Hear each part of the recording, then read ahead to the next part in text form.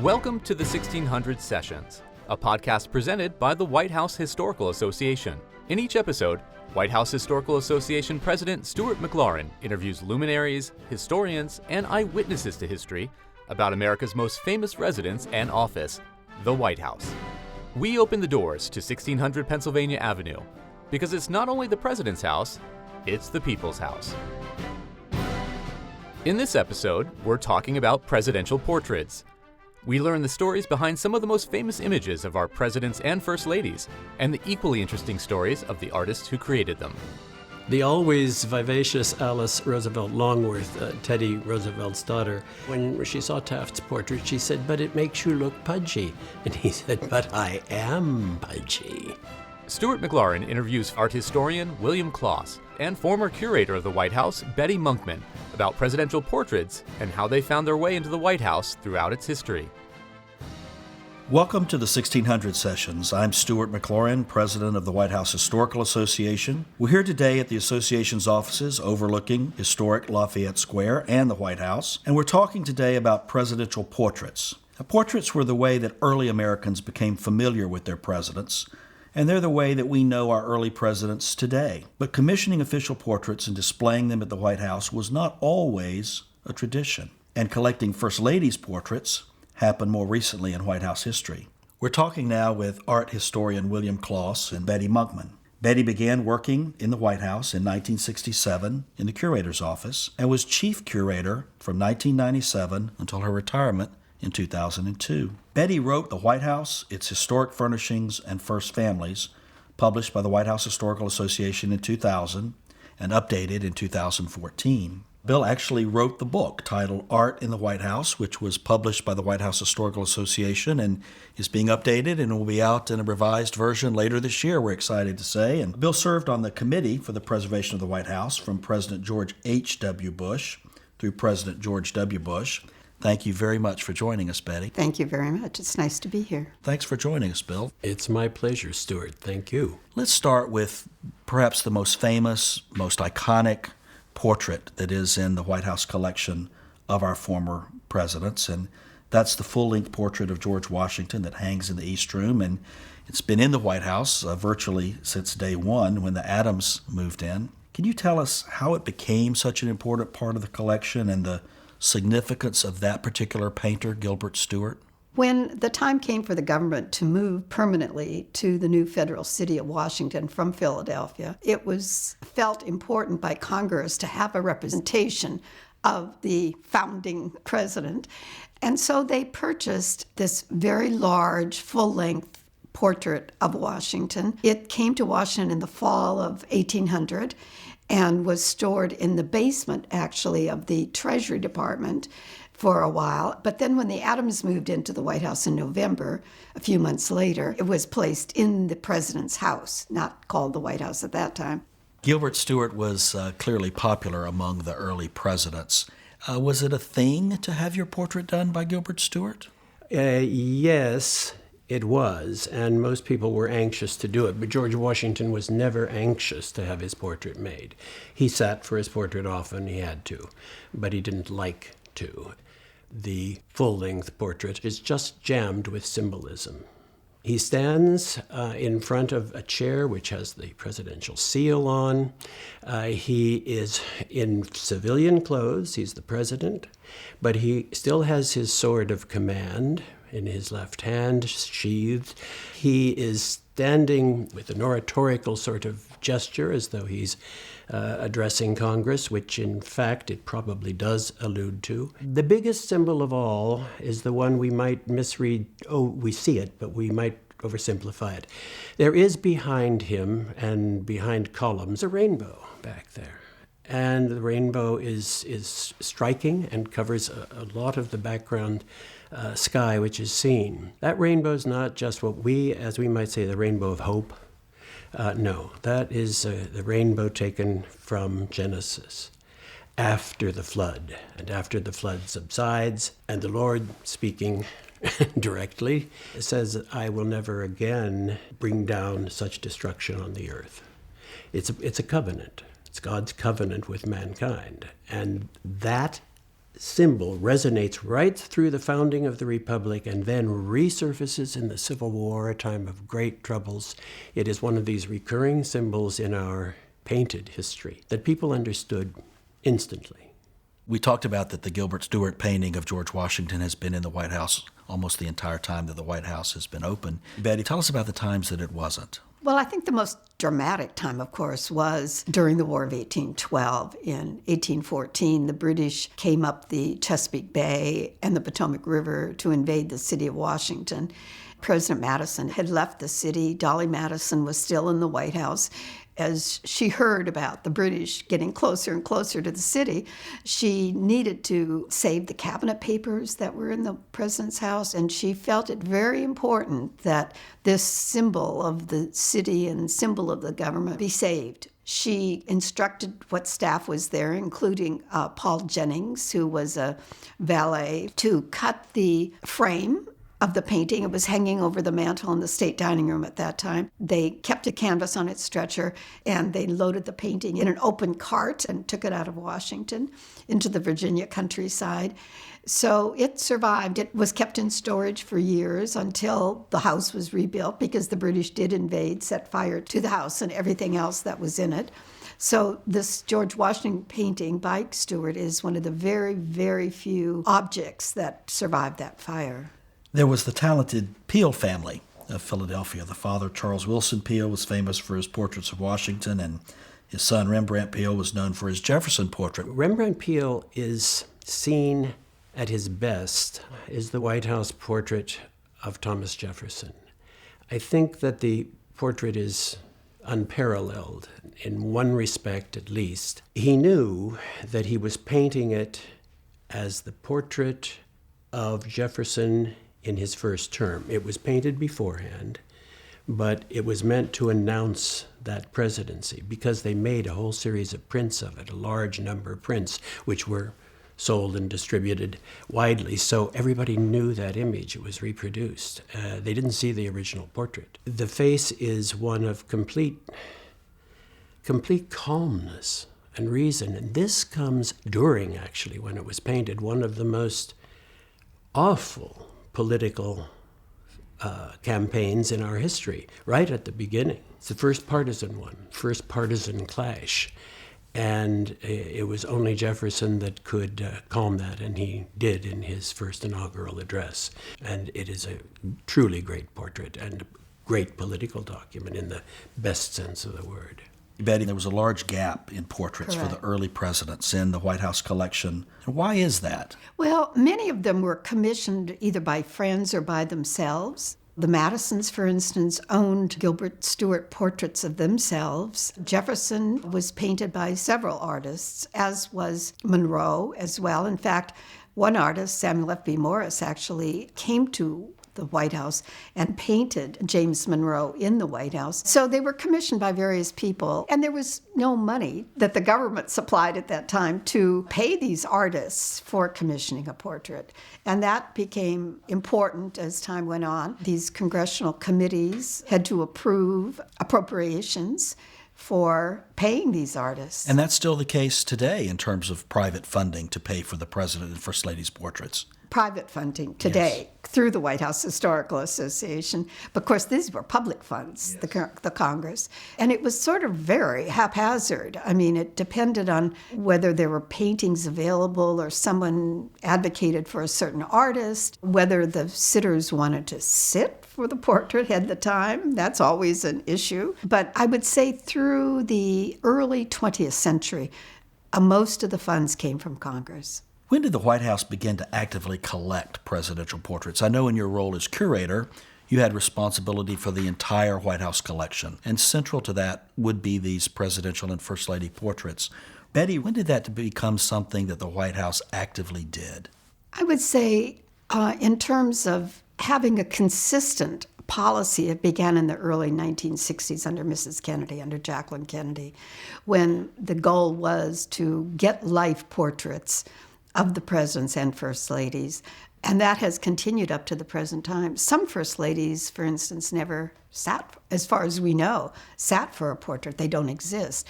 Presidential portraits, there were a lot of copies done in the late 19th century, particular copies of wonderful paintings at the Corcoran Gallery of Art.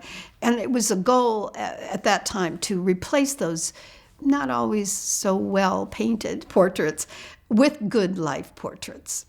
And that has been a continuous goal to the present day. Today we have the White House photographers that are essentially in residence with the president, taking every image that they can possibly take. But there was somewhat of a painter in residence for one of our presidents. Bill, who was that? That's true, and I hadn't thought about the comparison with the photographers today. That's a good thought, because that's exactly what Ralph E.W. Earl did. He went to Nashville and met Mrs. Jackson before he ever met the president, and she was a patron of his. So when she died, quite unexpectedly, the shock that Jackson had induced him to invite Earl to be part of the household because he had been so close to his wife. And so he essentially becomes a surrogate son. He lived with him almost all the time and was at his side most of the time. And he painted portraits which grew increasingly stylized, and it's a great documentation of the president. George P.A. Healy painted 8 presidents, from John Quincy Adams to Abraham Lincoln, and I believe there's a portrait of John Tyler that helped Tyler make some political points after his presidency. What's that story? Well, Tyler had an unexpected presidency.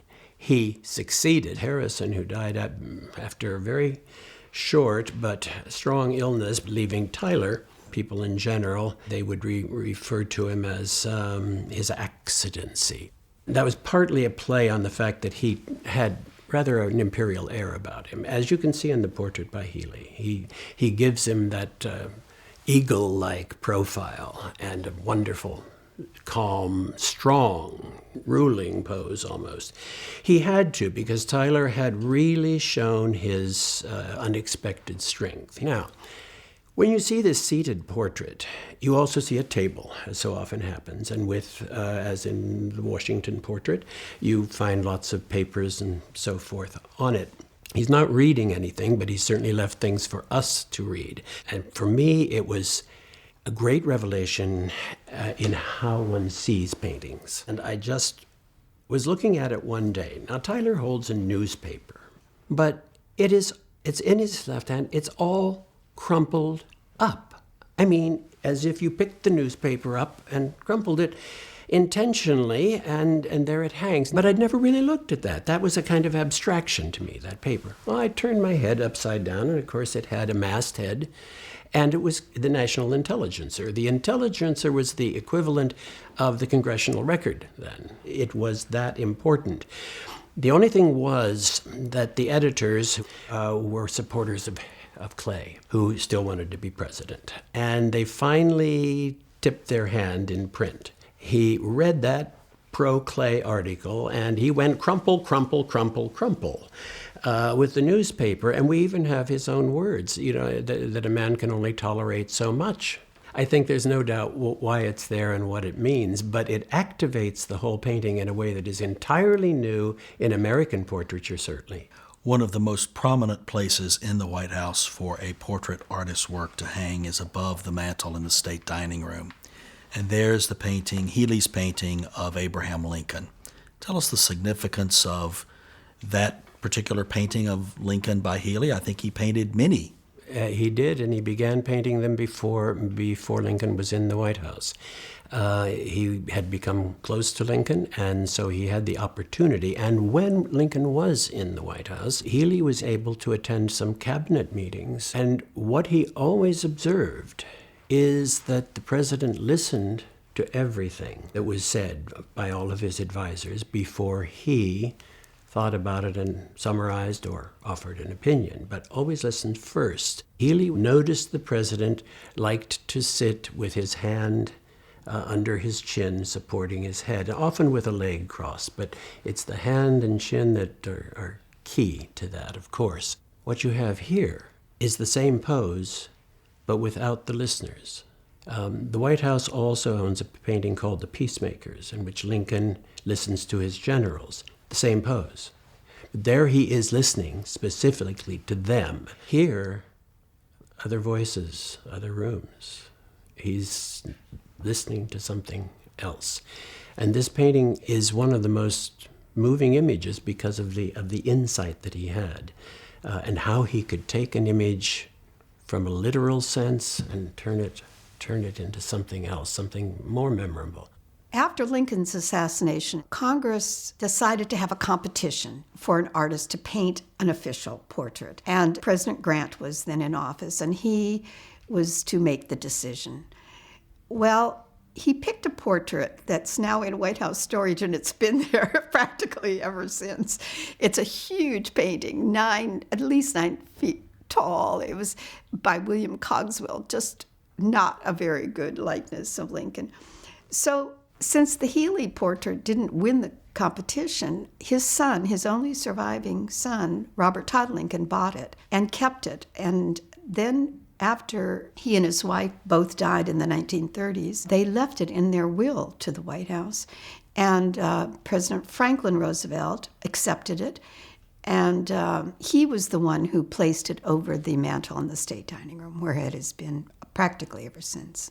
John Singer Sargent was one of the more famous stylistic portrait artists, and he painted a famous portrait of Teddy Roosevelt. It really captured his personality and bravado and self-confidence that we think of Teddy Roosevelt of having. Tell us about that portrait. Well, this is also another case of an artist being in the White House, which he wasn't living there, but he spent a fair amount of time when he came to look for a place to pose the president. They went through the ground floor, and he just kept Sargent kept dismissing that. No, that won't work. The light isn't right. It's not going to, and so forth. And as they headed for the second floor and they headed up the front steps, Roosevelt said, "The trouble with you, Sargent, is you don't know what you want." And Sargent responded very snappily, "No, Mr. President, the problem is you don't know what a pose means." Ooh. Roosevelt turned around, slapped his hand down on the newel post and said, "Don't I?" And the artist responded, "You've got it now, don't move." He needed to animate the president, and he did by making him angry. That's interesting that you speak of the chemistry between the artist and the subject that he's painting, the President of the United States. Did the artist also have a tendency to want to flatter the president, or to make them look as the president might want to be seen rather than the artist would see him? Some do and some don't. A man who could flatter and did and had reason to was Anders Zorn, European, Scandinavian painter who had a huge European-wide and American reputation. And Zorn painted William Howard Taft, who I probably exaggerate, but his weight was, 300 pounds, 280. He was a very large man, and when his portrait was made, it's quite clear that Zorn has tried to moderate the appearance of weight. The always vivacious Alice Roosevelt Longworth, Teddy Roosevelt's daughter, when she saw Taft's portrait, she said, "But it makes you look pudgy." And he said, "But I am pudgy." The association has recently been working with the curator's office and President and Mrs. Obama on their official portraits. I think it's a very interesting process how these portraits are commissioned, who pays for them, how the artists are selected, vetted, chosen. Tell us a little bit about that process. Well, of course, every person who thinks of themselves as a portrait artist wants to paint the president or first lady, and the curator's office at the White House gets multiple portfolios from artists, from their representatives, from galleries. The portrait gallery, that we work very closely with the director of the portrait gallery and his staff on their recommendations for well-known, good quality portrait artists. There have been instances in which presidents were painted. The painting was accepted for the White House, and in later years, the family primarily decided to replace it with another artist. Do you want to share with us an example of that? Well, that happened with President Reagan. A very well-known artist, Aaron Schickler, who painted the two Kennedy portraits and painted Mrs. Reagan's portrait, had completed a portrait. And shortly before they were to leave the White House at the end of the administration, they had a reception up in the Yellow Oval Room of their personal friends primarily. And everyone loved Mrs. Reagan's portrait. It really is a very stunning portrait of her. But other people had a lot of negative comments about President Reagan's. And so a second artist was commissioned, paid for, by friends of the President, Mrs. Reagan, and it's hung now as the official portrait. I love the juxtaposition of that portrait in the Cross Hall of President Reagan directly across from the very poignant portrait of John F. Kennedy in the collection that hangs in the Cross Hall just outside the State Dining Room. It's really unlike any other presidential portrait for a number of reasons. Bill, describe that portrait for us. It was painted some years after the assassination. I actually find it hard to look at because the president isn't looking at us. And the artist was not going to attempt to have Jack Kennedy look at us. Kennedy's arms are folded and he looks down. The whole painting has a rather light tonality to it and a light weight to it, it seems to me. But when you look at the lower part of it, particularly, also above, but particularly around the bottom, the coattails here, they start to blend with the background or emerge from it.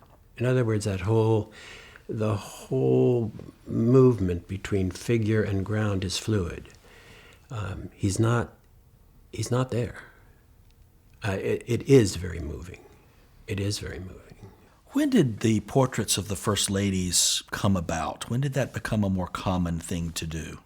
It wasn't necessarily common at all in the 19th century.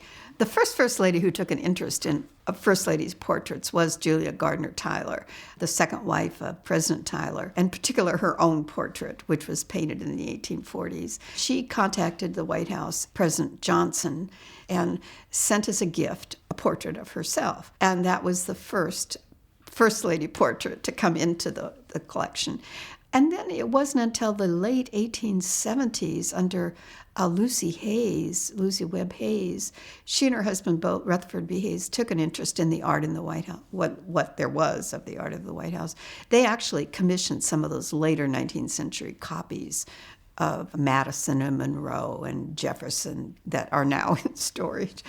But she sat for a wonderful artist, Daniel Huntington, in New York City, and it's a full-length portrait of her, really quite wonderful. And so that was the beginning of more of a discussion of commissioning and acquiring paintings. Mrs. Hayes was a gift from the Women's Christian Temperance Association because Mrs. Hayes forbid liquor in the White House. So, certain organizations that they were connected with or admired them would pay for these portraits.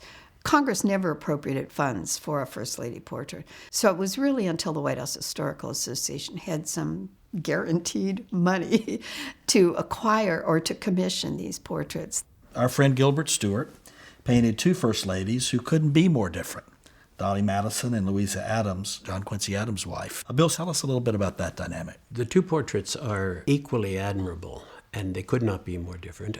The earlier one is the portrait of Dolly Madison, and it's splendid. It adheres, as it were, to everything one reads about her personality as a young woman and later as well. And then you go to the green room, and high up in the green room is the portrait of Louisa Adams. You must understand that Louisa Adams was half American, half English, raised partly in England, but her whole school years were in France. She then marries John Quincy Adams just after he's returning from an ambassadorial position.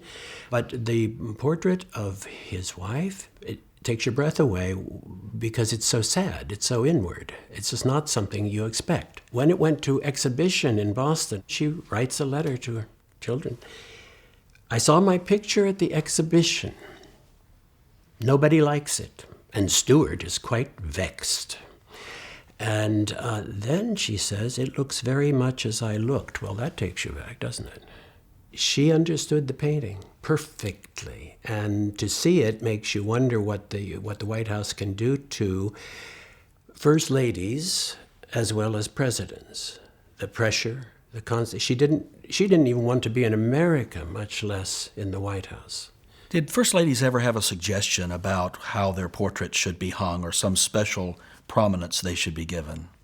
Yes. Edith Roosevelt in 1902, after the renovation of the White House during the Theodore Roosevelt administration, did suggest that the ground floor corridor be established as a First Ladies' galleries. There weren't many portraits of First Ladies then, but that has been a tradition since the early 20th century. And there are several other First Lady portraits in the Vermeer room. It's a very peaceful and beautiful room, and I think made more so by these beautiful First Ladies' portraits. Tell us about some of the portraits in that room and their significance. Well, of course, there's Mrs. Kennedy's, which was painted in the early 1970s by Aaron Schickler. It was painted in her apartment in New York long after she left the White House. There's a sign of a sadness or a melancholy, I think, to that painting. Then there's Eleanor Roosevelt's portrait, not only a portrait of her, but portraits of her hands that the artist Douglas Chandor painted. He depicts in her hands the movement and energy that she had during her lifetime. And again, that was painted after she left the White House. There was a little bit of controversy at that time because the family had commissioned it, the Roosevelt family. And Chandor, the artist, submitted a bill for more than one portrait, saying that he had done all these portraits of her hands. She was infuriated and said to one of her sons that they should not pay that bill. Later, it was in the Johnson administration, the White House Historical Association purchased that painting for the White House collection. The first First Lady's portrait, Martha Washington, hangs in the East Room near the Gilbert Stuart portrait of her husband. What's the story behind that very large, striking portrait of Martha Washington? Well, that came in as a result of Lucy Hayes' interest in art. They knew a man from Ohio who was the director of the Corcoran School of Art, Gallery of Art, Eliphalet Andrews, and they asked him to do a portrait of her as a companion to the Washington painting. She had sat for Gilbert Stuart from life, Martha Washington. But so he copied one of the Stuart paintings of her and then had someone else model the body. Lucy Hayes, Rutherford B. Hayes' niece, posed for the hands. She's dressed in a late 19th century Parisian dress and a chair that was never made when Martha Washington was living, which she's holding on to. So it's a real pastiche of a portrait of her. Another exuberant full-length portrait was Grace Coolidge, which she was the first lady during the Roaring Twenties. This happens to be one of my favorite portraits in the White House collection and hangs in the China Room. Tell us more about that. What's striking and important about the Grace Coolidge portrait? The Grace Coolidge portrait looks like the 20s, and it has an immediacy to it that is pretty hard to deny. You walk into the room, and I think almost everybody, when they turn, because usually where it hangs, the moment it catches their eye, they are taken with this woman in a flapper kind of dress, a long red dress, but very, very much of the moment, with one of her collie dogs. She had a pair of white collies. Rob Roy is this one, and who sits beside her. The White House is relegated to the background. It's there, but it's definitely in the distance. It's really all about Grace Coolidge. There was a time when the only image that Americans had of their presidents and first ladies was portraiture, paintings. Then photography came about and video, and now we see them all day, every day on television. What's the difference in the evolution of that? Do we see our presidents differently through the lens of the camera than we do through the brush of the portrait artist? Oh, definitely. Early prints of presidential portraits were circulated in campaigns and so forth in the early 19th century. Photography, of course, changed things. I think there has been a real issue about the quality of portrait artists in recent decades. I mean, compared to Gilbert Stuart or Samuel F.B. Morse or some of the great early 19th century portrait artists, it's hard to find people today. Artists are more into abstraction and other styles of painting than portraiture. Although I must say there are some still good portrait artists out there. It's become a custom with modern presidents to have the former president and first lady come back and reveal that portrait to be hung in the White House. And that's a special moment because you often have different parties or things are going on in our country where these two presidents may disagree. Tell us about your exposure to some of those experiences where former presidents and first ladies have come back to participate in the hanging or the reveal of their portraits. Well, I do remember particularly when President and Mrs. Clinton's portraits came into the White House, and they were painted after they left the White House by Simi Knox, who's a local artist here in Washington. A lot of former staff people come, a lot of personal friends, family, of course, comes, and so it's a statement of generosity on the current president and first lady to invite these people from an outgoing administration. I remember during the Johnson administration when the Eleanor Roosevelt portrait and also a portrait of Bess Truman came, how many former staff people and family members came back. And it's a very warm, lovely moment. You've seen all of these works of art up close and worked with first families along the way and acquiring these works, and you know many of the personalities that are depicted in these portraits. I won't ask you who your favorite president and first ladies are, but tell us who your favorite, which of these portraits are your favorites? Well, I really like the Rembrandt Peale portrait of Thomas Jefferson. It's a beautifully painted and just resonates. And the Lincoln portrait by Healy is very touching, I think, and moves you emotionally. The John Singer Sargent of Theodore Roosevelt is a really strong, I think, painting depicting his character. I like paintings in which the character of the subject comes through. Sometimes you don't get that always in presidential portraits. So those that the personalities come through, I appreciate. One of the portraits, which I must mention while there's time, that is the portrait of Mrs. Nixon, which I, from the first time I saw it, was terrifically moved by it. It's by Henriette Wyeth. Mrs. Nixon, and this is simply my own view, maybe not mine alone, was a much put upon woman. She gave her life to a political career, and it was tough. And the ending was tougher. And you see somebody who is still courageous, still there, but boy, the sense of everything that's rolled over is still in that face. It's a beautiful face, beautiful eyes. And we even have Henriette Wyeth's words in a letter to one of the daughters saying, your mother has the eyes of a girl. That will always be one of my touchstones.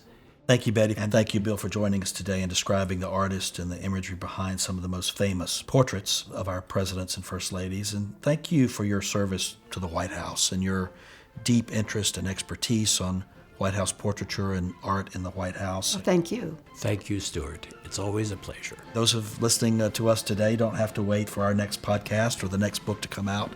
Our website is a treasure trove of resources on the stories and the history of the White House over the past 217 years. And you can visit our website at whitehousehistory.org. You've been listening to the 1600 Sessions. This podcast is presented by the White House Historical Association and produced by Long Story Short Media. You can subscribe or download new episodes at the1600sessions.org. You can also see the portraits discussed in this podcast at whitehousehistory.org. Thanks again to Betty Monkman and William Kloss, and thank you to the U.S. Marine Band Library, which provided the music for this podcast.